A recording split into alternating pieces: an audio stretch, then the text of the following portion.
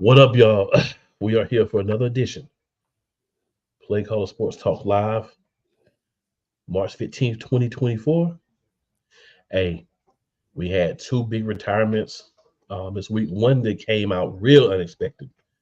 The other one kind of expected, but still tough for the league. But I know specifically for players of both of these teams, going to be hard. Um, Free agency is still bumping. College basketball is getting real. And of course, a little Wrestlemania talk with me before we go off the air here. But shout out to the two gentlemen joining me tonight. Right beside me, as always, Mr. Box himself, the other half of the dynamic duo. What's What good, up, man? people? What up? What up? Chilling, man. And then making his re-debut on Play Call Sports Talk Live, the sports library himself, Coach Dante. Coach, what up? What's good, y'all? Like I say, I'm back. Had to coach some high school sports, but coach is back, man. Coach is back for the summer, man. So I'm good. I'm good to go. Yes, sir. Yes, sir. And we're gonna kick it old school. But I just want to remind everybody, just in case you forgot who we are, you don't know who we are, or you just want to hear it again. Here you go. Play Callers.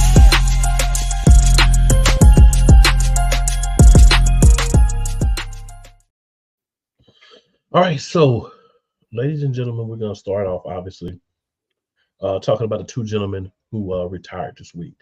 So I'm gonna let everybody hit the full screen so you can, give your thoughts on these two particular players. Um, Coach Dante, we'll start with you.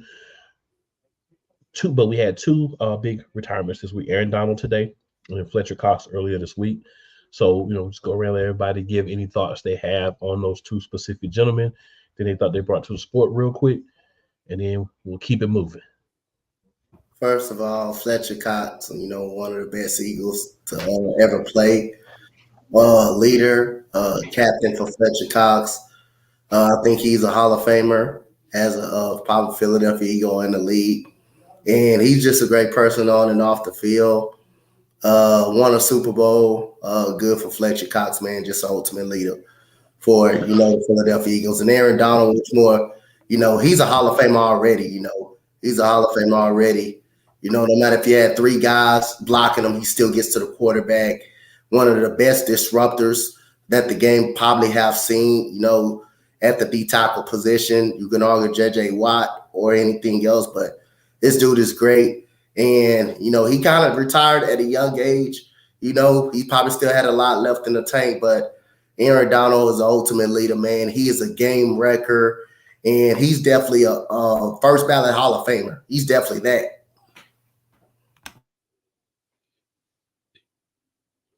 Yeah, man. When you look at Fletcher Cox, obviously a guy who has had a good long career and has been a difference maker in Philadelphia for a long time.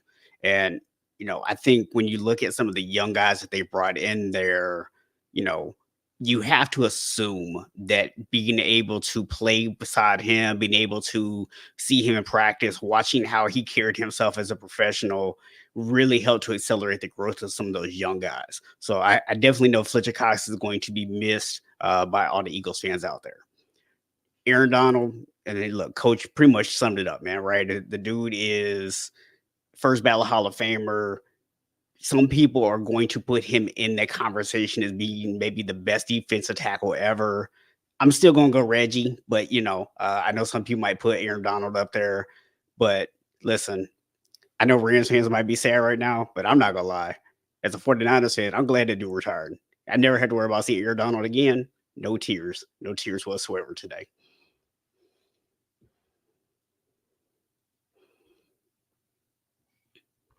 Now, that right there is straight fandom at its finest. But Fletcher Cox, I think you guys both summed it up. The one thing I add is the guy that came in day one, right? When he got to Philadelphia, he was the guy. He was expected to and did a lot for this team from the beginning. Proved his mettle over his years, 13 seasons.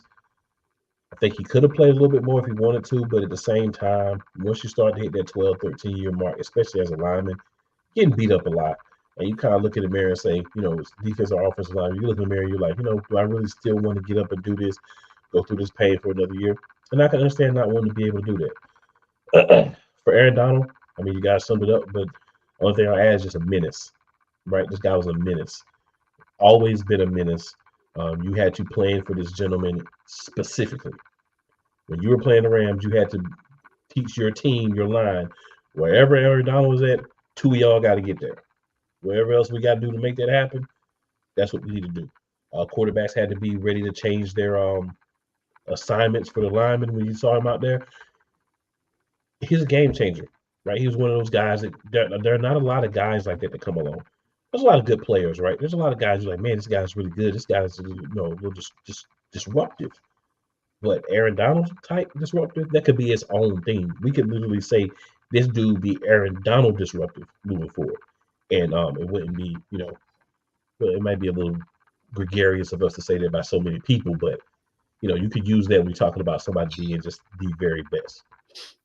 And they're both going to be missed. Shocked by Aaron Donald, but at the same time, I mean, he was talking about retiring a couple of years ago. So again, when you hear these guys talk about retiring and then they return, you got to kind of start that internal clock like, oh, a couple more years, 2, maybe 3 more years, this guy's out of here. So hate to see it, but understand why he did it. All right, and good people, we paid our respects, the flowers to those specific gentlemen while they're still around. And then we'll move on here to some NFL free agency. So a lot has happened in NFL free agency, a whole lot. So what we're gonna do, we could go around and talk about every single thing and blase this and blase that like everybody else is doing.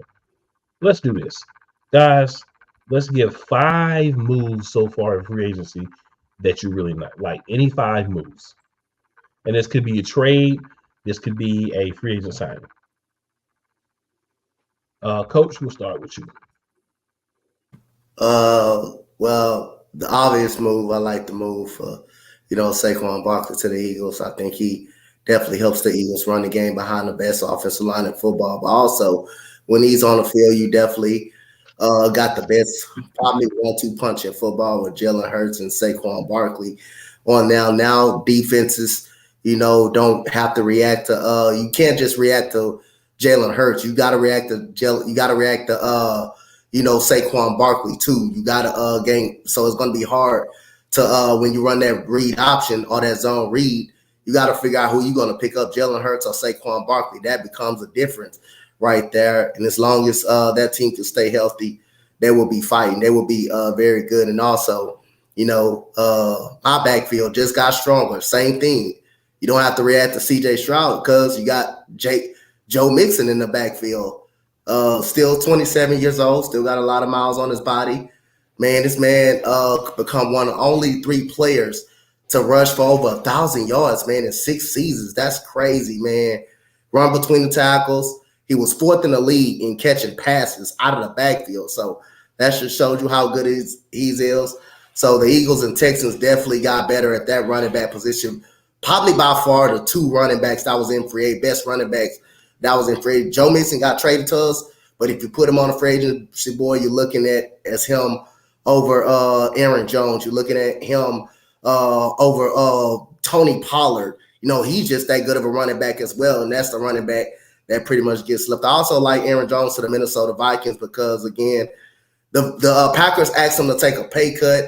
He said, no, and I wouldn't do it. I wouldn't do it either if I took so many pay cuts as well. I wouldn't do it either. I'd be one to get traded up out of there. And what a better way to go to Minnesota as well and to get in the division. So I like the Green Bay, that move for the Green Bay Packers. And I also like what the Raiders did, getting Christian Wilkerson as well. Maybe a lot of money that they had gave up, but I like that move as well. Him and Max Crosby on the same defensive line.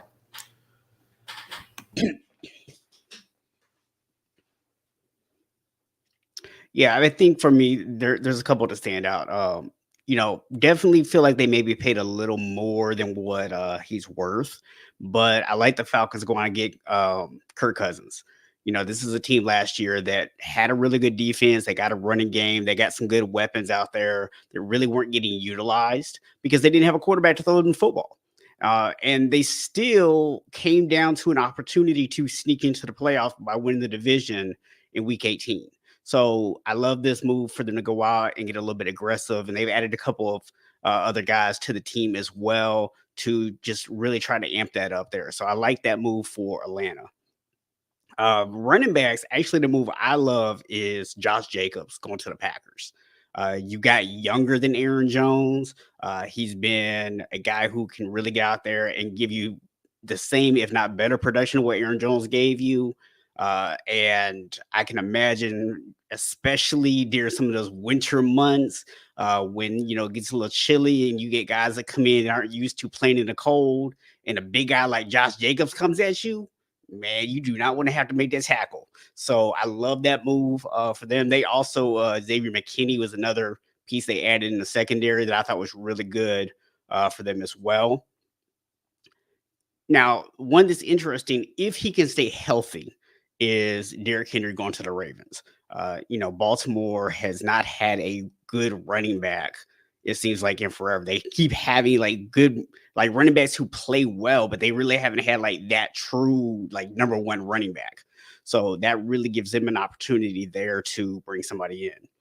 I think the Titans made a good move with Calvin Ridley too. Bringing him in, a guy who had 1,000 yards last year, kind of had a bounce back season, but it was kind of a quiet 1,000 yards. So you're trying to rebuild things there in Tennessee. I thought that was a good starting point for them to do that. And then another one that just stood out to me was, like Coach said, Christian Williams going to the Raiders. I think that makes them look really good. But the move I like even a little bit more than that is the Giants going all in and trading for Brian Burns. So now, they've got a 3-headed monster on that defensive line. Now, they still need some receivers, and we still don't know what Danny Dimes is going to be and all that. And they did pick up some offensive line, so we'll see how that works out. But they definitely made some huge upgrades to the defensive side. And then the last two moves that really stood out for me, two linebackers. Patrick Queen going to the Steelers. Not only is that a huge get, but the fact that you stole him from your biggest division rival, huge. And then Aziz Ashir going to the Texans, reuniting with D'Amico Ryans. Dude's a solid linebacker. That's going to be a really big pickup for them. Yep, definitely. Ghoulie, what up? Want to shout out Ghoulie for coming through, getting ready for Mania. So several moves for me. I think Chicago made a lot of really good moves, but the two that I like the most is the DeAndre Swift move. He's a guy that very strong, very powerful, very fast runner, can catch out of the backfield. Saw what he could do when you put him in a situation where he's got a quarterback that you have to kind of pay attention to as well. Wasn't used up to his capabilities in Philadelphia last year, but still had his first over 1,000 yard rushing season, and that's something he should be able to duplicate. And I think the Bears has made it clear that they're going to get Caleb Williams with that Keenan Allen trade. I love this trade for Chicago, and I think they like a 4th rounder for Keenan Allen. Yeah, it was a that is 4th rounder. Crazy. That is crazy. Like, Chicago is winning a second offseason, and they're not just getting pieces. You can add Kevin Byard into that, guy that was on Philly for part of your last year, Tennessee. These are guys, you're adding veteran guys with experience at positions of need. You needed a number 1 wide receiver. Keenan Allen, if he stays healthy, is a number 1 receiver. So I love that move. That move was amazingly big for me. Another move that I like a lot is not Levante David, excuse me.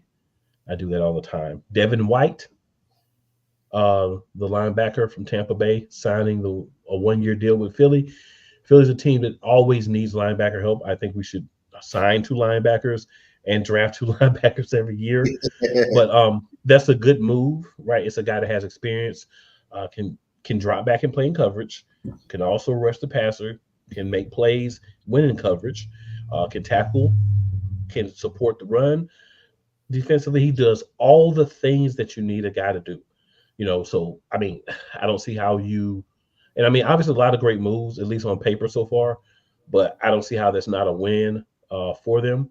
A move that I think a lot of people may not pay as much attention to or take it seriously is Hollywood Brown to the Kansas City Chiefs. Yeah, that's a good move. So that's a great move for me because we know what it is. Kansas City has not had a lot of guys that really can go out and catch the ball. And Hollywood Brown's another guy. He's got to stay healthy. But if he can stay healthy, and we're going to assume health, right? New team, new environment, maybe new training regimen. This is a guy who should make a lot of noise there and automatically be their best receiver, depending on what they do in the draft and other things. But I mean, he should make this team a lot better just from the jump. Um, so many other options that you can go with. I don't want to be a homer and just pick everything that the Philadelphia Eagles did. But one thing I did like outside of that for a linebacker was Willie Gay signing with the New Orleans Saints. So Gay's not, um, he may not be the top guy, but he's a good third linebacker, good guy you could put in a rotation. He's a veteran, and he can do a lot of things to help a team be very successful, right? He can help mentor guys. He can play either one of those positions. So if you get an injury and you need a guy to step in for a couple of games, he's a guy that can do that. So when you have that guy that can be that flexible, that versatility, knows how to play, he's been around a while, I think that's important.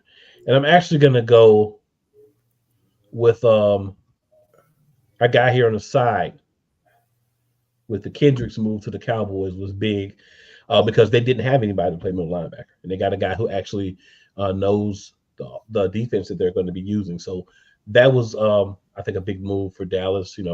Oh, but you know what? I do want to address this in one other way. These Cowboy fans are the same one that when the first day went by, oh, we haven't made any moves. Jerry Jones sucks. I hate the world. And, I don't know what we're doing. I don't understand why we're not making moves. So you made moves. Okay? You made moves. Yeah, I want to kind of address probably one more move a couple of more moves, I think, Malik Collins in the trade with Houston going to the 49ers, I think that's going to help the 49ers front. He played really good for us. I mean, he's good against the run, and he's going to help in the passing game too. He can get to the quarterback. I think that's a very good move that the 49ers made and got him for a 7th-round pick. That's pretty good for the 49ers right there, getting a run stuffer and someone that can disrupt the quarterback. And also, you got Sheldon Rankins, who had a very good year from Houston, Texas, going to Seattle, the Bengals. I mean, he wrecked that whole game against the Bengals last year. So he going to the Bengals, he's going to add some pass rush as well over there. I think that's a good move. And I think, the 49ers getting DeMondre Campbell as well. If DeMondre Campbell can stay on the field, I believe he can be a productive linebacker over there with the 49ers. Those are the other 3 moves that I really like, especially the Malik Collins move going to the 49ers. I think that's going to help the 49ers with that pass rush over the middle, stopping the run and getting to the quarterback. Yeah, Coach, I didn't want to go the homer picks on that, but I love a lot of the moves that we made. But you talk about Collins, and the thing I like about him is if you look at it statistically, he's actually given you guys pretty much about the same thing that Armstead has given us over the last 3 years for like half the price. So I love that move. But he stays on the field more, so yeah. He actually stays on the field. So, yeah, that's a good move. That's a good move for the 49ers. So Dan Gilbert is in the building watching with us. He says sweat. He says, shocker on White, what team he go to? I did one Eagles player that was actually a good move. And you always got a Cowboys fan that's got something to say. But then turns around. That's why I want to put this in chronological order. I know you saw this already. It talks about a move the Cowboys made. Pot kettle, Mr. Gilbert. Pot kettle. Hey, I'm gonna leave you with that. Hey, listen, I told him this the night that it happened, but I'll go ahead and say it for everybody right now. Congratulations. The Cowboys beat the 49ers in something. He was going to sign with us, decided to go to Dallas instead. I mean, you guys got to win somewhere because you're not going to beat us on the field. So, Cold world. So another move I like a whole lot is Darnell Mooney going to the Falcons because you have weapons there, but you add another guy who can be a weapon on that team. Mm-hmm. He's not going to have the same expectations, right? We know who Kyle Pitts, Drake London. Those are going to be your top two guys, but then you need other guys to fill in behind them. But this is a guy that'll be able to do that. And no disrespect to Justin Fields, a guy that's a more traditional quarterback that's going to be looking to throw the ball a lot more, right? Kirk Cousins coming off the ACL injury is not going to be out here trying to run the ball. That ball is going in the air being handed off all the time. So I think a really solid move there. So flip side, any moves, and this is for those of us that are a little bit older might understand this. Any moves that made you say, we saw it. For me, I'm kind of the opposite of Coach on this particular pick. I don't really like the Saquon move. I honestly felt like Philly would have been better off just keeping Swift. I don't think that Saquon initially is a huge upgrade. You're paying him more money than you would have paid Swift, and Swift was able to stay healthy last year. There is absolutely no reason to believe that Saquon is actually going to make it through the entire season healthy. So I actually don't really understand this move. I think they have been better off just keeping Swift. Well, I'm opposite on two of them. Two people. One is a receiver and one is a D tackle, which we got through talking about Eric Armstead to the Jaguars. $51 million for. I know his playoff production is really good, but as far as being on the field, I don't know about that contract for the Jaguars. I don't think they got any better. Don't know about the Gabe Davis. That's just too much money. He set the market for the wide receiver. Jaguars have a history of just overpaying everybody. I mean, you overpay for Christian Kirk. You overpay for Gabe Davis, who was nothing more but a number 3 receiver. I don't like those two moves as well. I think Malik Collins will give you more with San Francisco than he gives you more with Jacksonville. And then the Calvin Ridley move, I think they overpaid really for him. Someone that dropped the ball a lot. He is productive when he catches the ball. He is productive when but being over there with Will Levis, I'm not. I don't know. I really don't know about that. So those are the 3 questionable moves I got over there. Two within my division that I don't know. You overpay for Gabe Davis. I think you overpay for actually a person that don't stay on the field, Eric Armstead. And Calvin Ridley, he's gonna get you 1,000 yards. He's gonna be solid at times, but then again, he's gonna drop your football when situations comes through. But then you got him over there with Will Levis. You don't know the direction what the team is going in. Do you want to compete or do you not want to compete? So those are the 3 moves of that. Really, I don't know. So like I said, I think Malik Collins for the 49ers, I think he gives you more than Eric Armstead gives in Jacksonville. Well, I'm going to second the Calvin Ridley move. I don't think it's a good move because here's the facts about the move. This is the same money that they did not want to play A.J. Brown. So you decided to not pay A.J. Brown this money, but then turn around and pay Calvin Ridley this money. And attitude, whatever you want to say, if you can have the same money for A.J. Brown or Calvin Ridley, if you pick Calvin Ridley, stop watching football, period. Go find you another sport to watch because you don't know football and you don't understand. There's not really much else I can say about that specific move. Now, I will at least add that that was a different GM though. So it doesn't matter. The fact is, if you weren't going to give that money to A.J. Brown, then you should not be giving that money to Calvin Ridley. That's not the same type of player. Well, the original problem is that they should have fired the old GM before he had a chance to not pay A.J. Brown that money. It's blasphemous. Sitting up here talking blasphemy.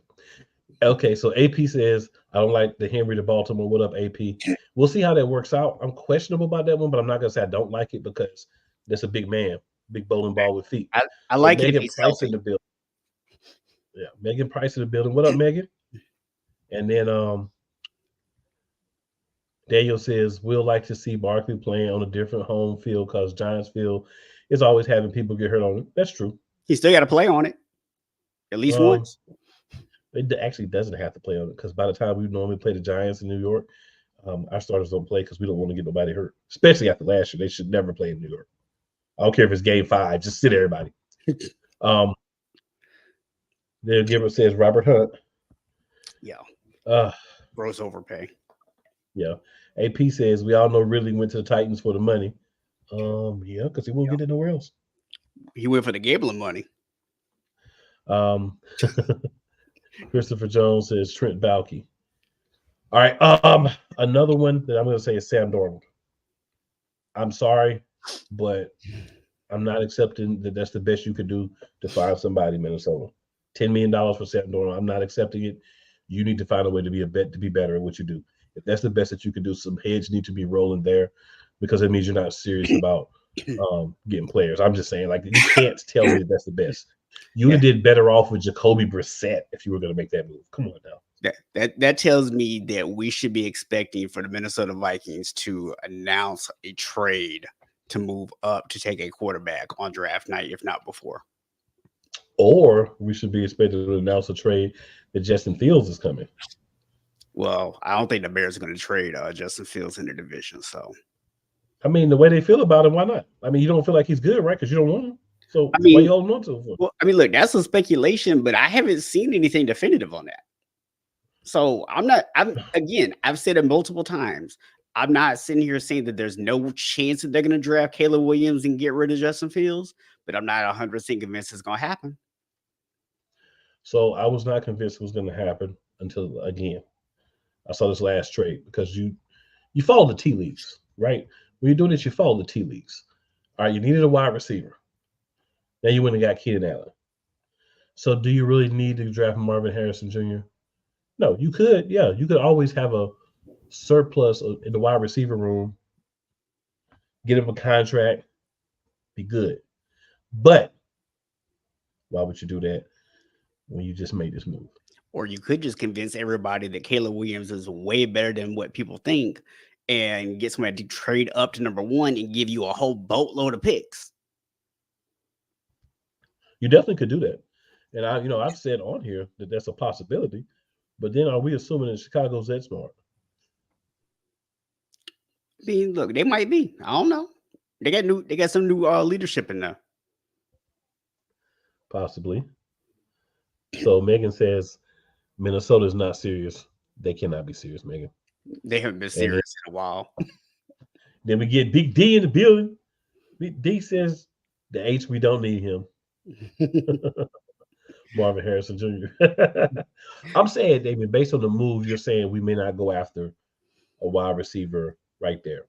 Now, for me, I would still go after him. If I were y'all, I would be like Caleb Williams. I wouldn't want it. Yeah, I mean, listen, Keenan Allen, when he's healthy, is an absolute beast. But if you are depending on DJ Moore and a can't stay healthy Keenan Allen, and you think that you're good at wide receiver, then that tells me you really don't know football. But you don't have to go find another sport.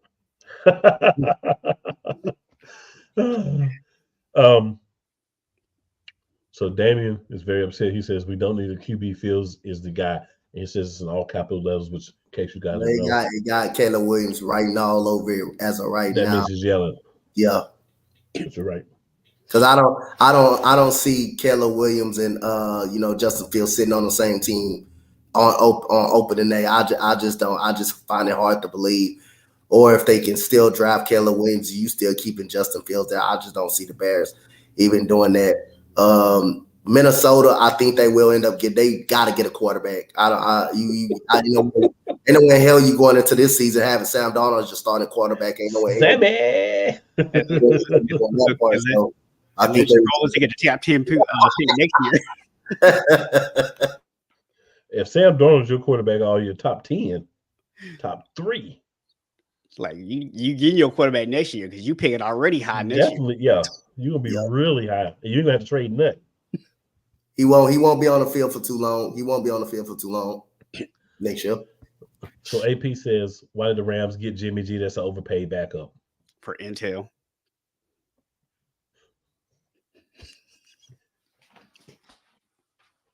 I don't have anything else to say.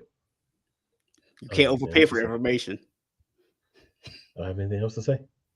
I mean, with free agency, y'all, that's a lot of moves you could kind of look at and be like, why would they do that? You know what I'm saying? But some of them work out. A lot of them don't. And that's what makes it fun.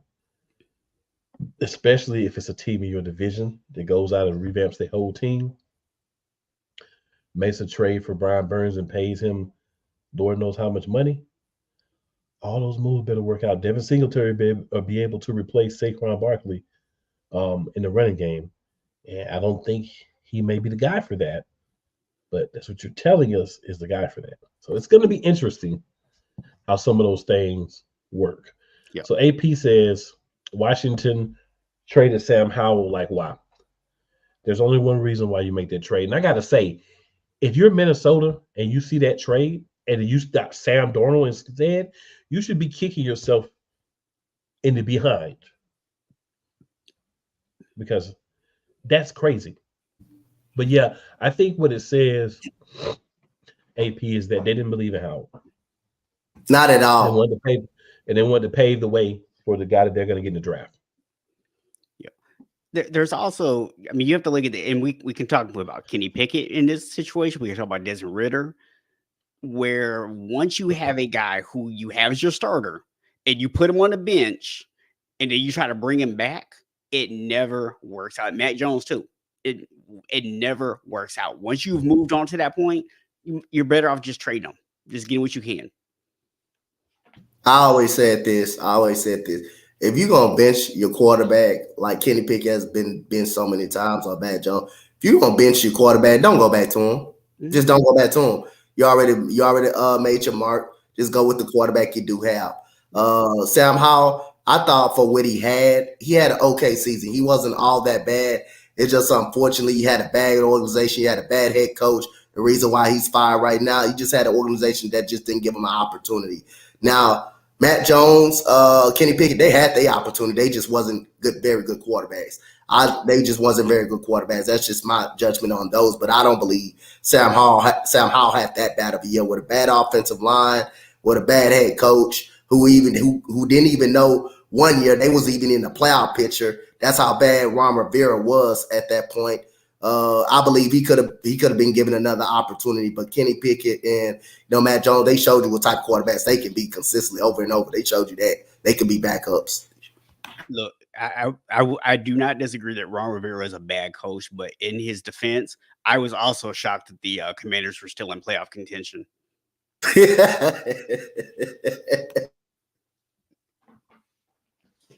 That guy does not miss an opportunity. So Damien says, hot take scenario. What if we don't take a QB or MHJ and trade the Vikings for the number one pick and get Jefferson in return? So I was with you on the last part. Yeah, because I'm gonna say this: Justin Jefferson, Cincinnati offered a trade for Justin Jefferson, 2 number ones and T. Higgins. And do you know what was countered back by Minnesota? We'll trade you Justin Jefferson for Joe Burrow. If you're not talking about that, be gone. Yep. So to think that they could take the number one pick, you're gonna have to put a lot more to that than the number one pick. You might have to put some of those other pieces that you've acquired along with that and a couple of more picks. They might come back. That's gonna happen. Yeah, Jordan Addison. Right. So yeah, I don't think that's gonna happen. But if I'm a Bears fan, I'm hope for that.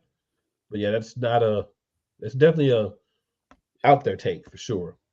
And then Dan says, I mean, they could have gotten Kenny P. Right. But here's the thing. When you go get a guy like Sam Darnold, you were clearly saying to everyone, we are either planning to tank this year or we are drafting a rookie quarterback, and we just need a guy who can start for about 4 or 5 weeks until we put the rookie out there. That's clearly the message you were sending. That's fair. That is fair. That's fair.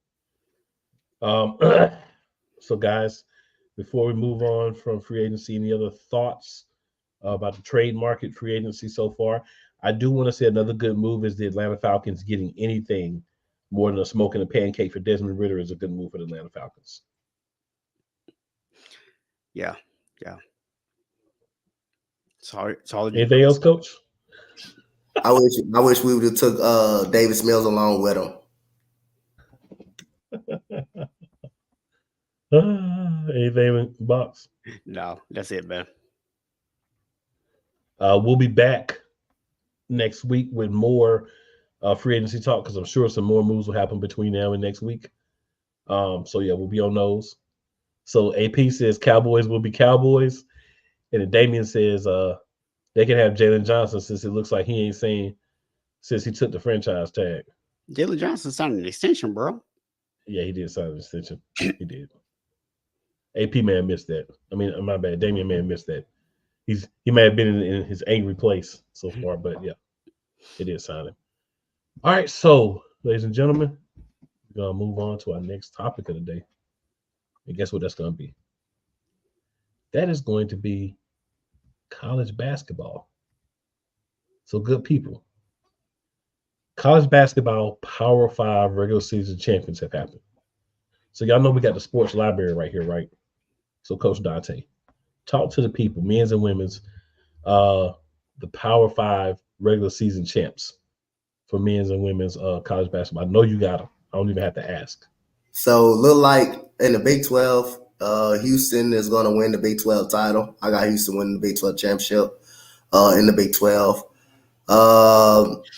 North Carolina, they're down 2 right now, but I think they will come back to beat Pittsburgh. For the ladies, let me go ahead and get the ladies out of the way. Shout out to my lady Longhorns, man. That's 2 straight Big 12 championships in a row, I believe, that we won. We won last year in the Big 12 title game. Madison Booker has been really good for us, man. She's a freshman who's really good, about 6'1", can shoot the basketball. Shout out to Schaefer, our head coach. Also, you have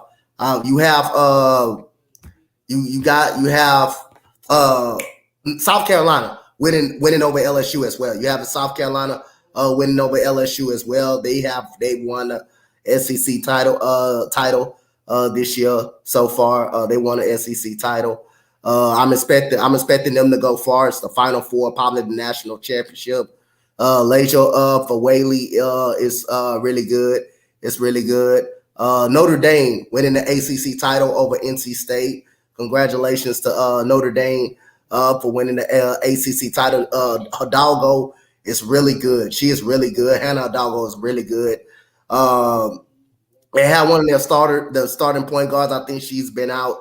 She's really good as well. But shout out to Notre Dame, Caitlin Clark, and Caitlin Clark is she's going to solidify herself as the number 1 pick. So right now, my Final Four for the ladies. Right now, like I say, I'm gonna go with Iowa. I'm gonna go with Iowa. I'm definitely gonna go with South Carolina now. Definitely got to put them in there as well. Those are 2. You got UConn does have a say so. I believe UConn will actually get there as well. Will actually get there as well. It's Stanford, and I believe Stanford will get to the Final Four. Those are my Final Four for ladies. So here's my question for you, Coach Dante. I know it's your Final Four, but what team is going to get screwed in the women's and end up in the bracket with South Carolina? What number 2 is going to get screwed and end up with the bracket with South Carolina? If I had to guess a number 2 that's gonna, you talking about out of those teams or just any number 2? Whatever number 2, whoever you think is going to be a number 2 for the women, and it is going to get stuck in that bracket with South Carolina, because that's going to be the hardest bracket to come out of. I believe they're going to find a way to put Texas in that bracket, in a bracket with South Carolina. I believe they're going to end up putting Texas in there. They could end up putting Virginia Tech in there. They could end up putting them in there as well. You got USC. You got USC who won the Big Ten championship over Stanford as well. They could end up being in the bracket with Juju Watts them. So I can see them being. I can see some teams that's going to get screwed and get in that bracket. Now I'm going to face them early as the Sweet 16 or the League 8. Yeah, definitely. And for the men's, who do you think is going to end up with that last number 1? Because this has been the big talk around college basketball. Is it going to be UNC? Is it going to be Tennessee to get that 4th number 1? And the reason that it's very important is because the projections are, if UNC doesn't get this number 1 seed, they're going to put them in the bracket with UConn. Whereas if Tennessee doesn't get the number 1, they're going to end up in an easier bracket, which doesn't make any sense to me. But that's how the projections are going. So who do you think between Tennessee and UNC is going to end up with that last number 1 seed. I think in UNC. I think UNC is going to end up with that last number 1 seed. I think they played well all year. Now this makes a big difference. You know, when we was talking about Mr. Do Your Thing, Caleb Love was over there messing over UNC and shoot whenever he want. Now that he's gone, UNC all of a sudden gotten better, and that's good. I feel like they're gonna get that. They're gonna get the number 1 seed. Gonna get the number 1 seed. I'm not too high on Tennessee. I think they're gonna lose early in the NCAA tournament. It's just the thing, and when North Carolina gets in there, they always seem to make a run. They look really good.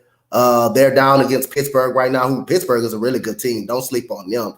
They out there fresh. Pittsburgh's beat them 5 out of the last 7 times. 5 out of the last 7 times. Then they beat Duke this year. Pittsburgh is a really good team, so don't sleep on Pittsburgh. But I got in UNC making that last number 1 seed. Yeah, because this game has a lot of impact. Because if Pitt somehow pulls out this game, then Pitt pretty much writes their own ticket to get in the tournament just by getting to the ACC championship game.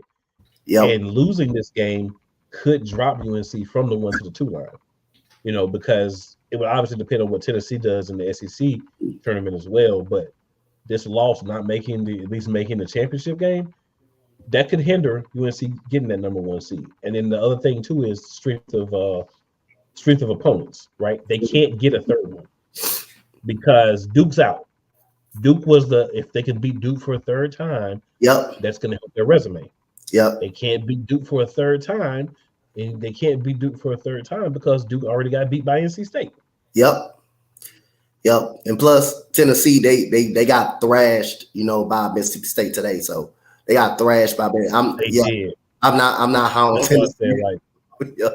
If UNC can win this, but I'm gonna go with the assumption, at least as of right now, that Pitt's gonna run us down to the wire or win this game. So I think if UNC wins the game, I think we're solid, we're good, we're the number 1, right? But if they lose this game, that could be different. But if they don't get blown out like Tennessee did, that may make a difference too. So it's always that talk, man. Yeah, that's been big talk, so it's always that talk. So, Coach, what else would you like for the people to know about men's and women's college basketball as we head into selection? I like people to know that the Big 12 is going to be really interesting. How many teams gets in the Big 12? How many teams gets in the Big 12? Texas, my Longhorns lost early, but you can also see them in. It is a gauntlet in the Big 12 when you're looking at BYU. Cincinnati, who just beat a wounded Kansas team the other night.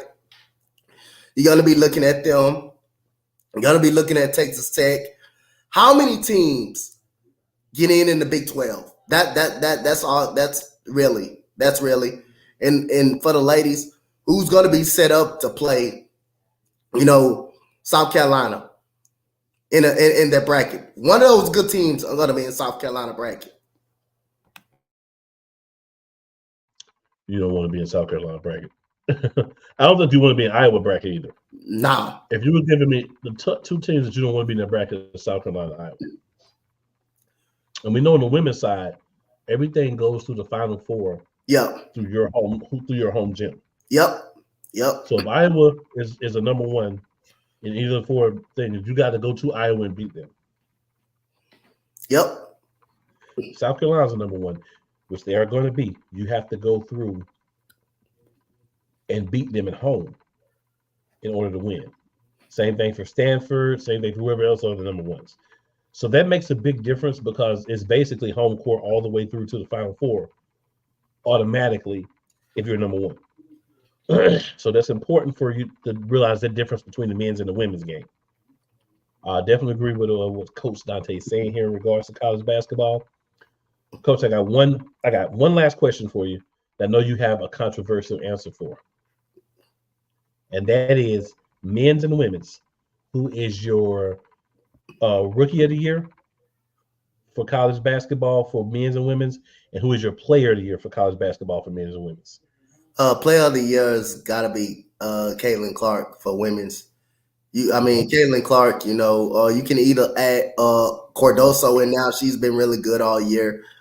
And for for the men's side, I mean, for the men's side, you got Sneed. You got Sneed, who's been really good for the U of H Cougars. You got Sneed. You got him. He's been really good. I think he should be the one considered. U of H, this has got to be the year you break and you try to get to a national championship game. And you got some pretty good players over there at UConn too, who deserves it as well. But I'm gonna go Sneed, and I'm gonna go Caitlin Clark, or you can make an argument for Cardoso as well. She's been really good over there for South Carolina as well. Who you got for rookie of the year for both, or freshman of the year for both? Freshman of the year, I got Juju Watts. I got Juju Watts for USC. Juju Watts, and freshman of the year, I really like that kid out of Baylor, man. That's coming out of the draft. That shooter, I really like him out of Baylor. I really like that kid out of Baylor. Okay. So, ladies and gentlemen, little college basketball talk for y'all. Now, as we ride on down to the finish line, we got to get on this road to WrestleMania. Yep. So we're going to talk about the tournament winners, right? But we can just do that next week. Once the bracket comes out, we know who's in, right? We can just do that. We can just swing it on over the next week. Let it swing low like a sweet chariot over the next week. And we do a little WrestleMania, road to WrestleMania talk here. So, Bosh, I know you've been keeping up, maybe not watching everything, but I know you've been keeping up. Did you have a chance, either one of you gentlemen, to see The Rock's new entrance? I saw the Thunder. That when it come down and then he already appeared. I like that entrance. I saw that one. I saw the new entrance already.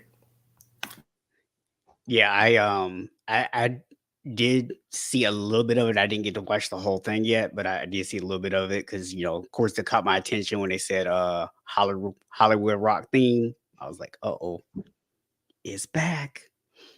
It's cooking. So I saw the whole thing, right? So look, live on SmackDown, like I was there, but when they first did it. So a couple of things I liked was they incorporated the red because when these bad guys supposed to be red somewhere in there. Before it was just the eyes, but now the eyes are protruding like lines of red, and then some of the lightning was red. So they incorporated that well into it, and I got to say, that's a hot entrance. That's a high interest. So all of y'all Rock Riders out there, he does have a high interest for y'all. But y'all are so happy about it. So in regards to the road to WrestleMania, we've got the championship matches are already done. So now we're trying to get what kind of goes in there with the rest of them. So for me, I think that outside of your major matches, one of the matches that's going to be very interesting is going to be Gunther and Sami Zayn. Because this could be a time where they look at Sami Zayn's a big enough star where they could get the belt off of Gunther and move him on into the World Heavyweight Championship picture and still have a guy that's a credible, solid main event level guy as the champ. And I didn't see that like with a Chad Gable. So a lot of people were mad because Chad Gable didn't win that match. But I think Sami Zayn, if you're looking for a guy to at least make people think he's going to beat him at WrestleMania, I think Sami Zayn was the better choice. You guys have any thoughts on that? Yeah, I mean, I feel where you're coming from, and I don't disagree. But I also would say that I think it's a situation where the timing seems a little off, right? Because we have a pretty good chance that we're going to have a new champion over on Raw. We've talked about that it needs to be Mr. Money in the Bank, right? That he needs to walk out there with a thing, or at least at the very least walk out with a failed attempt, and Drew McIntyre needs to walk out with the belt. Seth Rollins does not need to walk out with the belt. And then if Cody, actually wins, which most of us expect, then it would seem a little weird to bump Gunther up to that next level right now when you have two new champions. Because he's a guy who you don't necessarily want to just push up and then he immediately loses in a feud. So if you move him up to the main event level now, then he really doesn't have anything to do. So I honestly would rather they just leave the belt on him a little longer until they're actually ready to push him up there.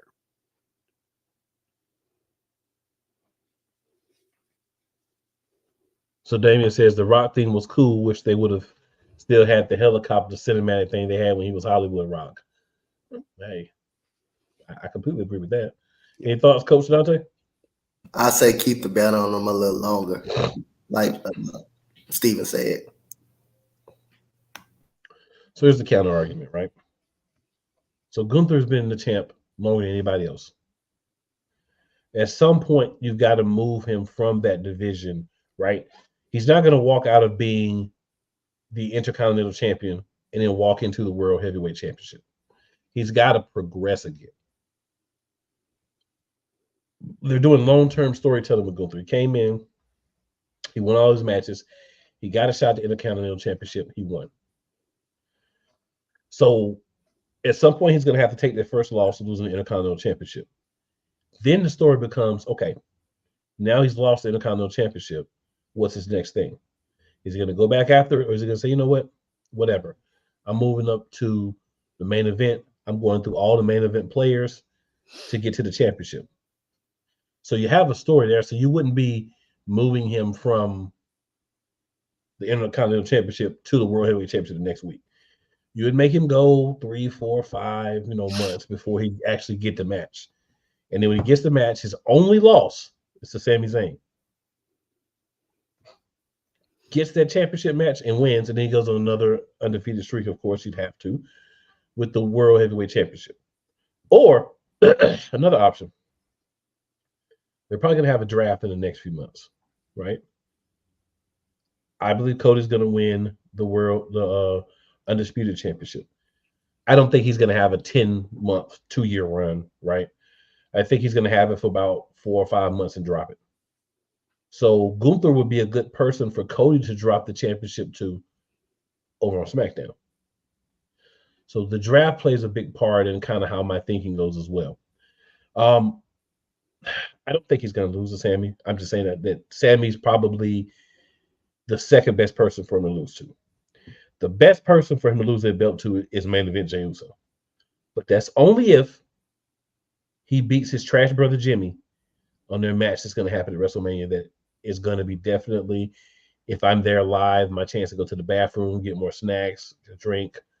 If I'm at the room or wherever, my chance to go to the bathroom, stretch, see what's happening on my phone, check my emails, anything besides pay attention to a match between a main eventer and a not even a mid-carder. Like, the thing is, no, we're not doing that. Stop yourself. They should have that match. So Jimmy Uso, Jey Uso, rumored that Rikishi may be the referee. Boss, will start with you then, Coach, if you have any thoughts on it as well. What are your thoughts on this match that pretty much seems like it's already signed, sealed, and delivered, even though it's the worst idea I've seen? This is one of those ones where I think that they could possibly tell an interesting story, right? There's obviously some chemistry there. It's something that they probably want to do. They're going to bring a lot of passion to it. So I think they could probably tell a really good story. But I just don't know that they're going to really be able to make anybody care. Not me for sure. I don't care too much about it. Yeah, it's kind of like Thursday night football games when you got two really bad teams and they go out there and they play hard and it's a competitive, entertaining game, but nobody actually wants to watch it. That's what I feel like this match will be. I feel like this match is going to be more like the 49ers versus the Panthers on Thursday night football. And just to be clear, Jimmy Uso is the Panthers. We can't be like that because I actually wanted to watch that game. Well, Jey Uso fans will want to watch this. People that's going to be there with the Yeet glasses and the Yeet t-shirts and the Yeet armband and the Yeet pants, they're going to want to watch this. and the Yeet Championship, that's a limited edition one on WWE Shop, those people are going to want to watch this match. But the rest of us, it's the Panthers. No. Just no. So another thing in regards to one of the big four matches. So as predicted, but a little earlier than I would have thought, Dakota Kai has also turned on Bayley and rejoined Damage Control with Io Sky and the Kabuki Warriors. So now Bayley's all alone against all these bad people who want to do bad things to her from her old group. And a lot of people in the locker room kind of followed what Bianca Belair was telling Naomi last week, like, yo, I don't feel bad for her. The way she was in his locker room the last couple of years, she deserves what she's getting. So my question is, do we see some ladies coming to the aid of Bayley? And if so, who do you think it'll be? I don't know that anybody's gonna come to her aid or not, but I do think she'll actually win. They're overstacking the odds, and when anytime the WWE overstacks the odds, it basically tells you who's about to win a match. I think she's gonna win, and just by stacking the odds, I think some people will come to her aid. I don't know who, but I think people will come to her aid. I'll give you some names. Because how dare I ask the question and I have some names, right? If I can't have any names, why do I expect y'all to have names, right? So a couple of people I think are going to come to her aid. And this has been kind of foreshadowed slightly. So I think Jade Cargill is going to come to her aid. And I also think Naomi's going to come to her aid. We also could get for a one night only type thing. She's already going to be at WrestleMania. She's already going to be backstage. Maybe the man comes to her aid because the man has a lot of beef with Damage Control.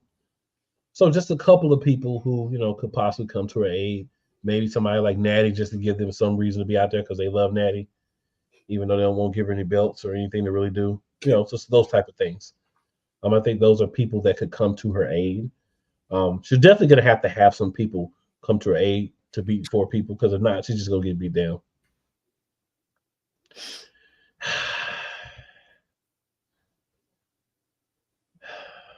I hate when people say this name. Damien says, I hate to say this, but I see Charlotte helping Bayley. The reason why I hate when people say Charlotte is the definition of like just played out. Like no matter how long she's out, when she comes back, you like, because you already know what's going to happen. She's going to come in, she's going to help somebody, and she's going to get a title shot in a month. Rinse, repeat, redo. The same thing happens every time. Damien says the IC title should go to Ricochet. In my opinion, he deserves to have something. It's sad that WWE has done nothing for him ever since he went up to the main roster. So here's the thing, Damien. Here's why he won't ever get the Intercontinental Championship. I'll tell you why. They're in the process of making the Intercontinental Championship matter again. So giving a championship that matters to somebody that doesn't matter takes all the luster away from the championship. It doesn't build up the guy. It devalues the championship. They're going to have to do a good job in the next year or 2 years of having strong, solid, main event level people hold the Intercontinental Championship to give it some value. And that's why I say, within the next 6 months, Braun Breaker's going to have that belt. Doesn't matter who has it. That or United States Championship, Braun Breaker's getting that soon as well. But they need to go back to that route. I mean, I get it every once in a while. You take one of these guys that you don't really do anything with, get them a shot with and see what they can do. But overall, there's not a lot that you can do with a guy like Ricochet as champion. Whoever beats Ricochet doesn't get any type of boost or bump from beating Ricochet. So there's no point in giving him the belt. Put him in the tag team. Braun Strowman should be back. There you go. Something for Ricochet to do. All right, guys. So we're nearing the 1 hour mark. Do you guys have anything else that you would like to discuss before we move up out of here for the evening? Man, just a great free agency. Many more moves. Many more moves will be made.